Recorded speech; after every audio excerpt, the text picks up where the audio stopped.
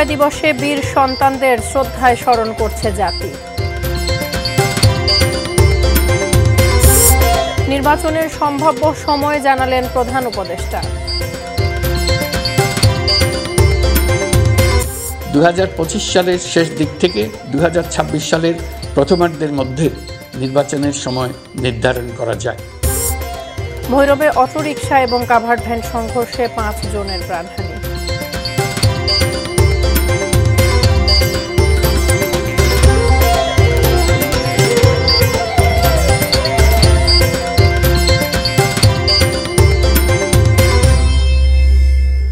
এটি নিউজ দেখছেন, দেশের খবরের সাথে আছি আমি তাসফিয়া তামান্না। শিরোনামগুলো শুনছিলেন,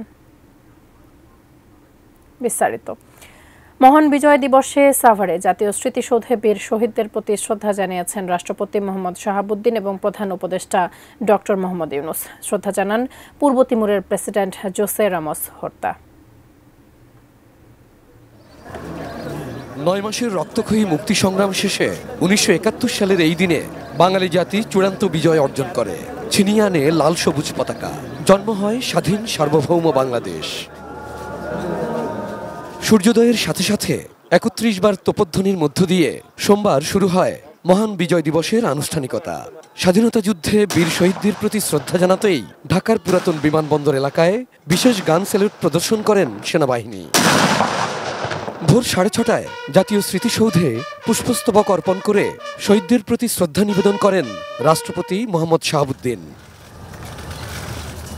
পরে বাংলাদেশ সফররত পূর্ব তিমুরের প্রেসিডেন্ট জোসে রামোস হোর্তাকে সঙ্গে নিয়ে বিনম্র শ্রদ্ধা অন্তর্বর্তী সরকারের প্রধান উপদেষ্টা ডক্টর মোহাম্মদ ইউনুসের। স্মৃতির মিনারে কিছু সময় দাঁড়িয়ে নীরবতা পালন করেন তারা।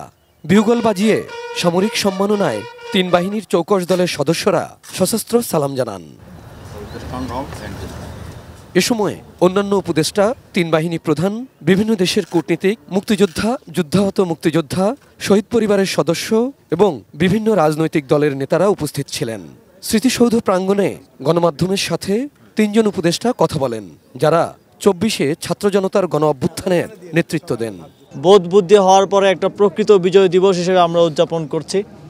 এর আগের বিজয় দিবসগুলোতে আমরা বিজয়কে উদযাপন করব, স্বাধীনভাবে কথাই বলতে পারতাম না। 71-এ যে রাষ্ট্র পেয়েছিলাম, এই রাষ্ট্রকে পুনর্গঠনের সুযোগ আমরা যাতে কোনোভাবে অবহেলা না করি, আমরা যাতে এই ব্যাপারে খুবই দায়িত্বশীল আচরণ করি, সব সংগঠন, রাজনৈতিক দল এবং মানুষ। 71 আর 24-এর বিজয়কে কিভাবে দেখছেন তথ্য উপদেষ্টা, সেই ব্যাখ্যাও দেন তিনি। 1971 সালে আমাদের বিজয় আসলেও, আমাদের স্বাধীনতা আসলেও সেই স্বাধীনতা ছিল অরক্ষিত। আমাদের 2024-এর বিজয়ের মধ্য দিয়ে আমাদের স্বাধীনতা পূর্ণতা পেয়েছে। যে মূলনীতির উপর ভিত্তি করে বিজয় অর্জিত হয়েছিল, 53 বছরেও তার বেশিরভাগই পূরণ হয়নি। জুলাই ছাত্র জনতার গণ অভ্যুত্থানের মধ্য দিয়ে বাংলাদেশের নবজাগরণ ঘিরেও চলছে নানামুখী গুজব আর ষড়যন্ত্র। তা প্রতিহত করে ঐক্যবদ্ধ হয়ে দেশ গড়ার প্রত্যাশা সবার। Abul Kalam Azad, ATN news, Savar. 2025 সালের শেষ দিকে 2026 সালের প্রথমার্ধের মধ্যে নির্বাচন হতে পারে বলে জানিয়েছেন প্রধান উপদেষ্টা ডক্টর মোহাম্মদ ইউনুস। 16 ডিসেম্বর বিজয় দিবসের সকালে জাতির উদ্দেশ্যে ভাষণে এই প্রথমবারের মতো নির্বাচনের সম্ভাব্য সময় জানালেন তিনি। বিস্তারিত জানাচ্ছেন সাজেদা সুইটি। বিজয় দিবস বাঙালি জাতির বুক ফুলিয়ে দাঁড়াবার দিন। অন্তর্বর্তী সরকারের কাছে ঘুরে ফিরে সকল চাওয়ারই একটি শেষ কথা, সেটি হলো নির্বাচন কবে। এ নিয়ে সবচেয়ে বেশিবার এই প্রশ্নই শুনতে হয়েছে প্রধান উপদেষ্টা ডক্টর মোহাম্মদ ইউনুসকেও। বিজয় দিবসের সকালে জাতির উদ্দেশ্যে ভাষণে তিনি জানালেন, কিছু সংস্কার এবং ভোটার তালিকা হালনাগাদ করে 2025 সালের শেষের দিকেই নির্বাচন হতে পারে। আর প্রত্যাশিত সংস্কার সেরে নির্বাচন চাইলে আরও 6 মাস সময় বেশি লাগতে পারে। আমাদেরকে যদি, আবার বলছি, যদি অল্প কিছু সংস্কার করে ভোটার তালিকা নির্ভুলভাবে তৈরি করার ভিত্তিতে নির্বাচন সম্পন্ন করতে হয়, তাহলে 2025 সালের শেষের দিকে নির্বাচন অনুষ্ঠান হয়তো সম্ভব হবে। আর যদি এর সঙ্গে নির্বাচন প্রক্রিয়া এবং নির্বাচন সংস্কার কমিশনের সুপারিশের পরিপ্রেক্ষিতে এবং জাতীয় ঐকমত্যের ভিত্তিতে প্রত্যাশিত মাত্রার সংস্কার যোগ করি তাহলে অন্তত আরও 6 মাস অতিরিক্ত সময় লাগতে পারে।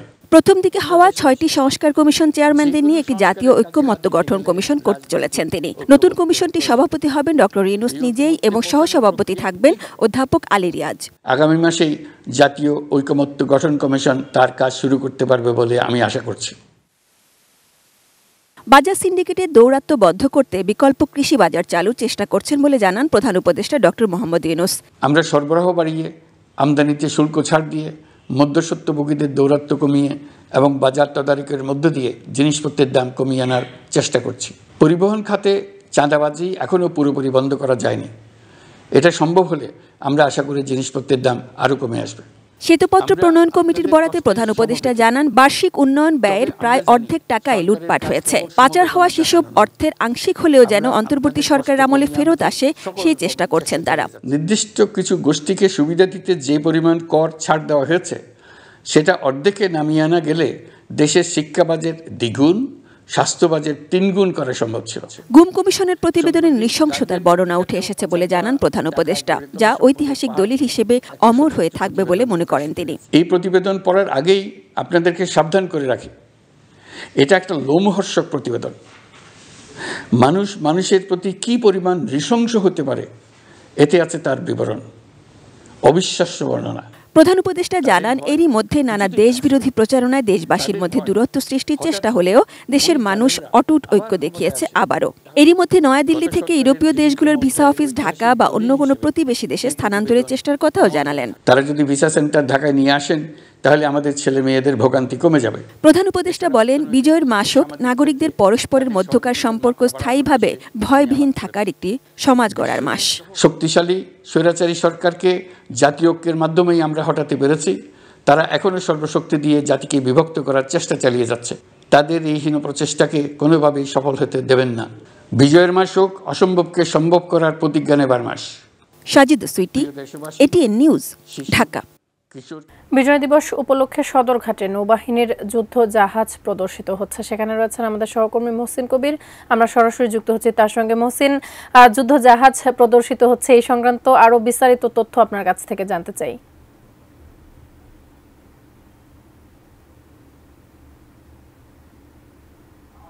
জানেন যে আজকে ঢাকায় নানান ধরনের কর্মসূচি আছে, অর্থাৎ এই যে আজকে যে 54তম বিজয় দিবস, সেই বিজয় দিবসকে উপলক্ষ করে ঢাকায় অনেক ধরনের আয়োজন চলছে। তবে একটি ব্যতিক্রম আয়োজন চলছে এই সদরঘাটে। সদরঘাট স্বাভাবিকভাবে এখান থেকে লঞ্চে করে মানুষ বিভিন্ন গন্তব্যে যায়, সেজন্যই সবাই সদরঘাটে আসে। কিন্তু আজকে অনেকে এসছেন এই সদরঘাটে বা নৌজা কুশিয়ার অর্থাৎ নৌবাহিনীর একটি যুদ্ধ জাহাজ এই সদরঘাটে প্রদর্শন করা হচ্ছে।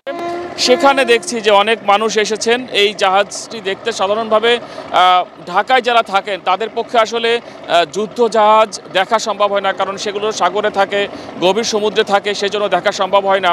তো সেই সুযোগ আজকে এই বিজয় দিবস উপলক্ষে করে দিয়েছে বাংলাদেশ নৌবাহিনী।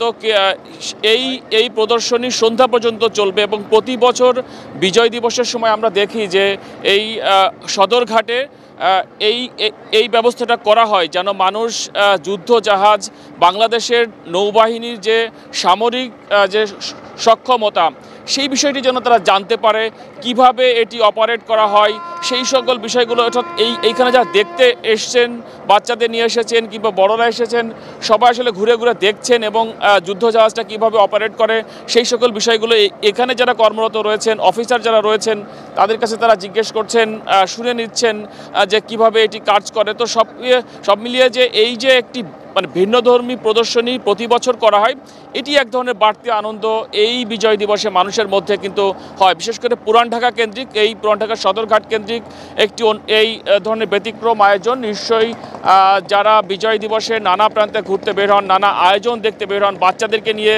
এই ছুটির দিনে উপভোগ করার জন্য বিভিন্ন জায়গায় যান, তাদের জন্য এই বিকেলের বেলা এই বিকেলবেলা সদরঘাটের এই যে প্রদর্শনী, যুদ্ধজাহাজ প্রদর্শনী, সেটি একটি চমৎকার জায়গা। এবং যদি কেউ আসতে চান সন্ধ্যার আগ পর্যন্ত এই জাহাজ এই সদরঘাটে থাকবে, সেখানে এসে যুদ্ধজাহাজের সার্বিক বিষয় খুঁটিনাটি দেখতে পারেন কিংবা অফিসারদের কাছ থেকে জেনে নিতে পারেন যে কিভাবে এটি কার্যক্রম চালায়। তসফিয়া, সদরঘাট থেকে এই ছিল এখন পর্যন্ত। মহসিন, অসংখ্য ধন্যবাদ আপনাকে আমাদের সাথে যুক্ত হবার জন্য। দর্শক, বিজয় দিবস উপলক্ষে সদরঘাটে নৌবাহিনীর যুদ্ধ জাহাজ প্রদর্শিত হচ্ছে, সেই সংক্রান্ত খবরাখবর মহসিন কবির আমাদেরকে দিচ্ছিলেন সেখান থেকে। নিচে একটি বিরতি, আমাদের সাথেই থাকুন।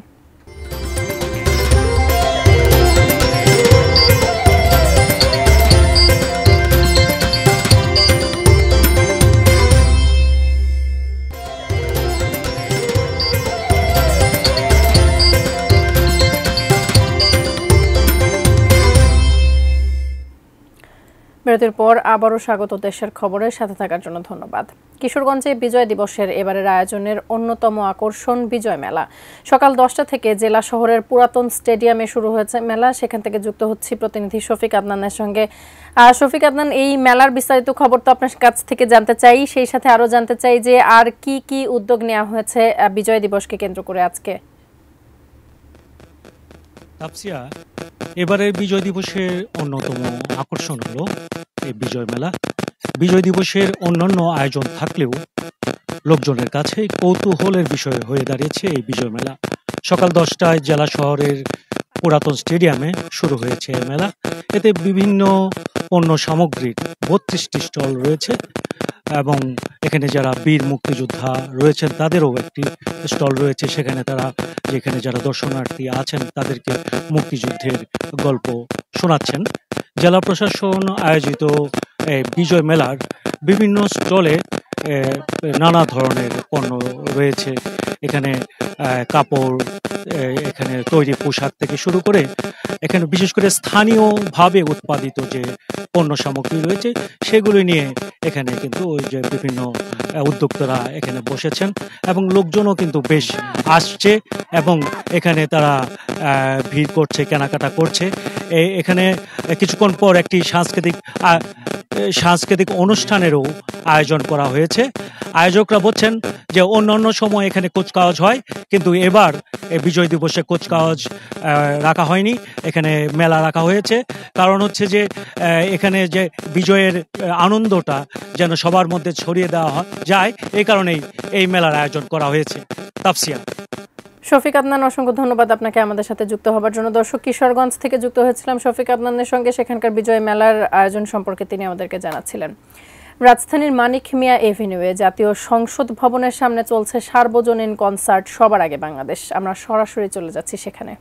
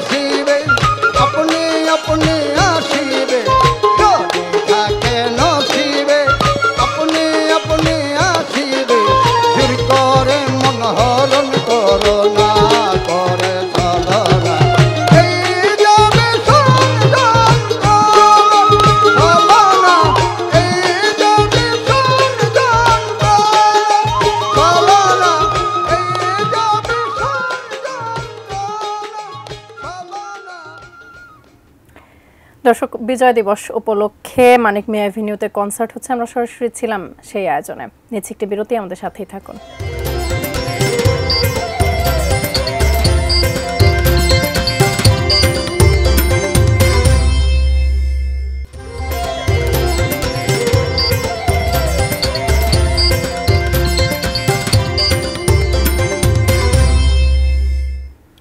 আবারও স্বাগত দেশের খবরের সাথে থাকার জন্য ধন্যবাদ।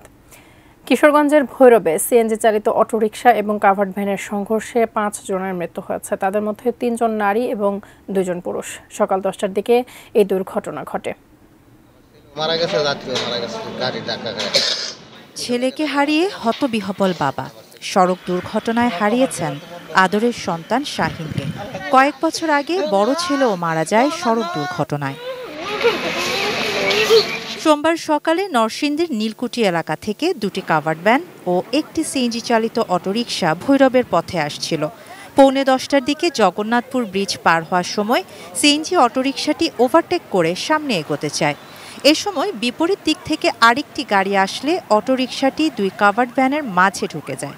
এ সময় সিএনজি এবং সামনে ও পেছনের কাভার্ড ভ্যানের সঙ্গে সংঘর্ষে সিএনজি চালক সহ 5 জন নিহত হন। তিরিশকান্দি বড় ছিল গ্যাস নিতে, তো পিছন দিয়ে ট্রাকে ডাকা দিয়ে দিছে, পরে আমার ভাইও মারা গেছে, আরও 5 জনও মারা গেছে, যাত্রী আসলে সবাই মারা গেছে। ভৈরব হাইওয়ে থানা পুলিশ জানায় কাভার্ড ভ্যান 2টি জব্দ করে থানায় নেওয়া হয়েছে, কিন্তু চালক 2 জনই পলাতক। 2 জনের হলো আপনারা শনাক্ত করতে পেরেছি, আর 3 জন শনাক্তের চেষ্টা আছে। কাভার্ড ভ্যান 2টি এবং সিএনজি আমাদের হাইওয়ে পুলিশ থানা হেফাজতে আছে। শাহানা জাহান, ডেস্ক রিপোর্ট, ATN নিউজ। শেষ করব দেশের খবর, তার আগে আকিজ বশির গ্লাসের সৌজন্যে শিরোনামগুলো জানাবো আরও একবার। বিজয় দিবসে বীর সন্তানদের শ্রদ্ধায় স্মরণ করছে জাতি। নির্বাচনের সম্ভাব্য সময় জানালেন প্রধান উপদেষ্টা। 2025 সালের শেষ দিক থেকে 2026 সালের প্রথমার্ধের মধ্যে নির্বাচনের সময় নির্ধারণ করা যায়। ভৈরবে অটোরিকশা এবং কাভার্ড ভ্যান সংঘর্ষে 5 জনের প্রাণহানি।